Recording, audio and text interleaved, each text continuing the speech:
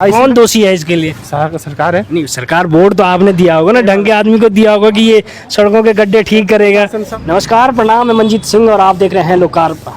आज फिर से मैं पहुंचा हूं अगस्त्यमुनि में और लोकार्पण की हमेशा से कोशिश रहती है कि उन आम जनता की वो ज़मीनी समस्याओं को दिखाने की कोशिश करते हैं। उसी समस्या को लेके आज तमाम अगस्त्यमुनि बाज़ार के व्यवसायी बड़े नाराज़ महसूस हो रहे थे। जानेंगे उनकी नाराज़गी का कारण क्या है। कि इस तरफ कैमरामैन से कहूँगा थोड़ा सबसे पहले इस तरफ दिखाने की कोशिश करिएगा। इस तरफ ये गड्ढा था, लगभग 5 फीट चौड़ा ये गड्ढा था। वो तो शुक्र है कि ग्रामीणों ने जब बार बार यहाँ पे एक्सीडेंट होते हुए देखे तो तब जाके ये कहीं से पैसा इकट्ठा करके ये आधा ट्रक यहाँ पे लगभग कंक्रीट मंगाए और वो अभी भरान कर चुके हैं। अब सोचिएगा, ये तो तब अभी टिका हुआ जब आज बारिश नहीं लगी।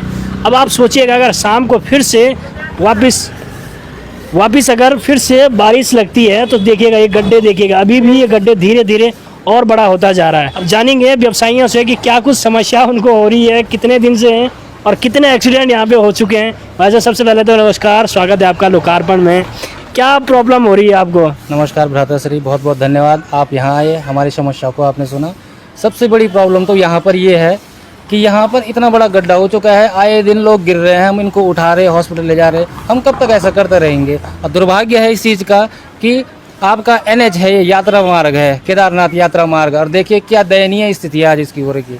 अब हमारा शासन प्रशासन से यही निवेदन कि इसको जल्द से जल्द ठीक करवाएं। अच्छा भाई साहब, आप किसको दोषी मानते हैं? आप स्वयं कहीं ना कहीं भी हम भी दोषी हैं क्योंकि हम आवाज़ उठाते नहीं हैं। आप किसको दोषी मानते हैं इस गड्ढे के लिए? जो जिन लोगों के हाथ फ्रैक्चर हुए, जिनके स्कूटी एक्सीडेंट हुए हैं, जिनके गाड़ियों के पट्टे टूटे हुए हैं, उनके लिए कौन जिम्मेदार है? धन्यवाद तो पहले तो आपका मंजीत भैया जी का, जो मेरी बात को अपने चैनल के माध्यम से रखा। देखिए, इसमें हम लोगों की भी बहुत गलतियां हैं कि हम लोगों को भी शासन तक या NH तक या जितने भी अपनी जो शिकायतें होती हैं उस सब हमें रखनी चाहिए, क्योंकि शासन इसकी तरफ कोई ध्यान ही नहीं दे रहा है। NH को भी कई बार इसके बारे में बताया गया, लेकिन NH भी यहाँ पे खाली टाले या कुछ पत्थर या मिट्टी डालकर इन चीज़ों का निवारण नहीं कर पाता है। और कई बार यहाँ पे दुर्घटनाओं की स्थिति बनी रहती है। इंसानों के लिए भी यहाँ पर आवाजाही करना बहुत मुश्किल भरा हो गया है, और जिससे आवाजाही पे आम व्यक्तियों को और आम नागरिकों को और हम जितने भी व्यापारी वर्ग के जितने भी लोग हैं, हम सब लोगों को बहुत ही ज़्यादा कठिनाई का सामना करना पड़ा उस समय। और अभी तक यहाँ पर जैसा बोला जा रहा है कि अगस्त्यमुनि में बड़े बड़े गड्ढे हो गए हैं, तो लोगों को या गांव से जो लोग आ रहे हैं वो यहाँ पर आवाजाही इसलिए नहीं कर पा रहे हैं, यहाँ पर सामान इसलिए नहीं ले पा रहे हैं क्योंकि यहाँ के रोडों की स्थिति बहुत ख़राब हो रही है। तो शासन प्रशासन सबसे निवेदन है कि इस तरफ एक बार ध्यान दीजिए, क्योंकि इस समय अगस्त्यमुनि यहाँ का एक सेंटर है और यहाँ पर जो केदारनाथ यात्रा का मेन हब इसे बोला जाता है। यहीं पर इतनी जगह से इतनी सारी अव्यवस्थाएँ देखने के लिए मिलेगी, तो जनता चलिए क्या कहेगी इसके विषय? आप क्या बोलना चाहेंगे भाई साहब गड्ढे के बारे में? ये सही कराने की कोशिश की जाए। तो कौन करेगा इसको सही? कोशिश तो की जाए, वो करेगा कौन? शासन प्रशासन अच्छा, और NH वाले। अच्छा भाई साहब, आप क्या आपको लगता है ये गड्ढा सही है या और बड़ा होना चाहिए इसका? भाई साहब, बहुत बेकार स्थिति खराब है इसकी। क्यों?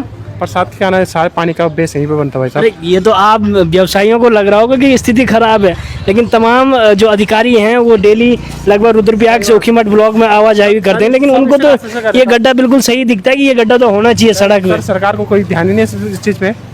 कौन दोषी है इसके लिए? सरकार है। नहीं, सरकार वोट तो आपने दिया होगा ना, ढंग के आदमी को दिया होगा कि ये सड़कों के गड्ढे ठीक करेगा। सब देख रहे इस रास्ते से आवाजाही केदारनाथ ये मेन रास्ता सभी इसी रास्ते से जा रहे हैं सर, सब कुछ ही का ध्यान इस रास्ते में। चलिए आप कुछ बोलना चाहेंगे भाई साहब?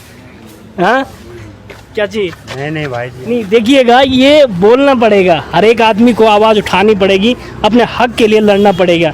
तो चलिए, इस तरह की ज़मीनी मुद्दों के लिए देखते रहिए लोकार्पण। नमस्कार।